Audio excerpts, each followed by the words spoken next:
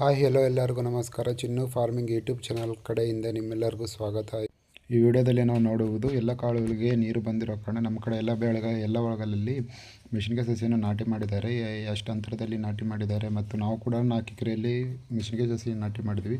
ಯಾವ ಸೀಡು ನಾಟಿ ಮಾಡಿದ್ವಿ ಮತ್ತು ಹೇಗೆ ನಾಟಿ ಮಾಡಿದೆ ಎಂದು ಈ ವಿಡಿಯೋದಲ್ಲಿ ಸಂಪೂರ್ಣವಾಗಿ ಹೇಳುತ್ತೇನೆ.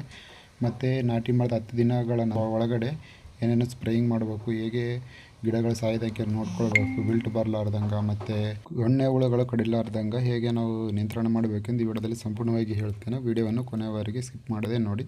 ವಿಡಿಯೋವನ್ನು ಸ್ಟಾರ್ಟ್ ಮಾಡೋಣ. ಬೆಳಗ್ಗೆ ಏನೋ ನಾವು ಮೋಟ್ರ್ ಸ್ಟಾರ್ಟ್ ಮಾಡಿ ನೀರನ್ನು ಹೊಲಕ್ಕೆ ಹಾಯಿಸಿದ್ವಿ. ನಂತರದಲ್ಲಿ ಆಳುಗಳನ್ನ ಕರ್ಕೊಂಡು ಡಾಲ್ಫೈ ಸಸಿಯನ್ನು ನರ್ಸರಿಯಿಂದ ಕಿತ್ಕೊಂಬಂದು ನೆಕ್ಸ್ಟ್ ಏನೋ ಇದು ಹೋಲ್ ಹಾಕಿ ಅಂದರೆ ಕುಣಿ ಮಾಡ್ಕೊಂತ ಹೋಗಿ ಸಸಿಗಳನ್ನು ನೆಟ್ಟಿದ್ದೀವಿ. 1 ಅಡಿಗಷ್ಟು ಅಂತರದಲ್ಲಿ ಒಂದೊಂದು ಸಸಿಯನ್ನು ನೆಟ್ಟಿದ್ದು ಮಾಡಿದ್ದೀವಿ. ಕೆಲವೊಂದು ವೀಡಿಯೋಗಳನ್ನು ಕೂಡ ನಾನು ಅಪ್ಲೋಡ್ ಮಾಡ್ತೀನಿ, ನೋಡ್ಬೋದು ನೀವು ಯಾವ ಥರ ಈ ಸಸಿಯನ್ನು ನಾವು ನಾಟಿ ಮಾಡ್ತಿದ್ದೀವಿ ಎಂದು. ನಿಮ್ಮ ಕಡೆ ಹೇಗೆ ನಾಟಿ ಮಾಡ್ತಾರೆ ಮತ್ತು ಒಂದು ಎಕರೆಗೆ ಎಷ್ಟು ತಗೊಂತಾರೆ ಅಂತ ಕಮೆಂಟ್ ಬಾಕ್ಸಲ್ಲಿ ತಿಳಿಸಿ.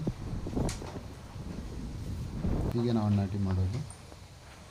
ಇನ್ನೂ ಸಸಿ ಹಚ್ಚೋದು ಇನ್ನೊಂದು ಸುತ್ತಿತ್ತು. ಅಷ್ಟರೊಳಗಡೆ ನಾನು ಮೋಟ್ರ್ ಚಾಲು ಮಾಡಿಕೊಂಡು ನೀರು ಹರಿಸಲು ಪ್ರಾರಂಭ ಮಾಡಿದೆ. ಈಗ ಸಸಿ ಹಚ್ಚಿದ ಮೇಲೆ ನೀರು ಬಿಟ್ಟರೆ ಸಸಿ ಸಾಯಲ್ಲ ಜಾಸ್ತಿ.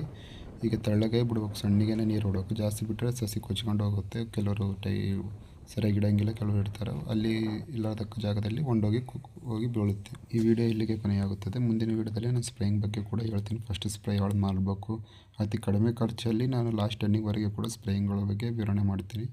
ಈ ವಿಡಿಯೋ ನಿಮಗೆ ಇಷ್ಟವಾದರೆ ನಮ್ಮ ಚಿನ್ನು ಫಾರ್ಮಿಂಗ್ ಯೂಟ್ಯೂಬ್ ಚಾನಲ್ನ ಸಬ್ಸ್ಕ್ರೈಬ್ ಮಾಡೋದನ್ನು ಮರೆಯಬೇಡಿ. ಧನ್ಯವಾದಗಳು. ಜೈ ಜವಾನ್ ಜೈ ಕಿಸಾನ್.